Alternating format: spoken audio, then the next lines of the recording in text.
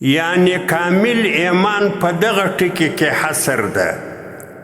چې هغه خلک چې کله علایات چې د دوی زړو کې بیره راسي د الله عظمت یې زړه ته راسي د الله لویي یې زړه ته راسي د الله شان یې زړه ته راسي بیا د الله د عظمت و د جلال و د بې پروایي په وجه له الله وبیریږي نو یو صفت د نیکو مؤمنانو د صحیح مؤمنانو دا د صحابه و صفت اذا ذکر الله وجلت قلوبهم چې کله آیات چې زړونه یې بیریږي او دویم وإذا تُلِيَتْ عَلَيْهِمْ آيَاتُهُ زَادَتْهُمْ ایمانا کله چې ویل کېږي پر دوی باندې د الله آیاتونه نو د دوی ایمان کې زیادت و قوت راځي چې څونه څه نازلېږي پر هغه باندې دوی ایمان راوړي نو دا د دوی په ایمان کې زیادت و قوت راځي دویم صفت یې دا ده چې د آیاتو په نازلېدلو د آیاتو په ویلو سره د دوی ایمان قوي کېږي ایمان یې زیاتېږي دریم وعلى ربهم يتوکلون پر رب باندې توکل کوونکي وي توکل و اعتماد پر رب دا د دوی د توکل و د اعتماد پر رب باندې دا تقاضا و چې د اتو تورو په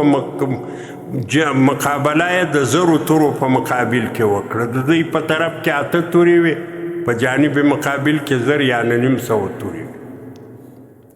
د دوی سره څلور زغرې وې جانب مقابل کې زر زغرې یعنې نیم سوه زغرې د دوی د خوړلو دپاره امکانات کم و جانب مقابل په نس باندې ماړو بیا هم د دوی د توکل و پر رب باندې د کامل ایمان دا تقاضا وه چې دغه میدان ته رالو او الله د دوی د توکل په وجه د دوی د باور په وجه کامیاب هم وعلى ربهم يتوکلون پر رب باندې اعتماد کوونکي وي توکل کوونکي وي او دریم څلورم صفت یې دا ده الذین یقیمون الصلاة دا هغه خلک صحیح مؤمنان دي چې سم لمونځونه کوي صحیح لمونځونه کوي د لمانځه حق ادا کوي د لمانځه پیالونه یې صحیح وي قول یې صحیح وي توجه یې صحیح وي اقامت الصلاة وایي دا ته چې سړی په صحیح انداز باندې لمونځ ادا کړي دوی صحیح لمونځونه ادا کړي او پنځم صفت یې دا ده ومما رزقناهم ينفقون له هغه ماله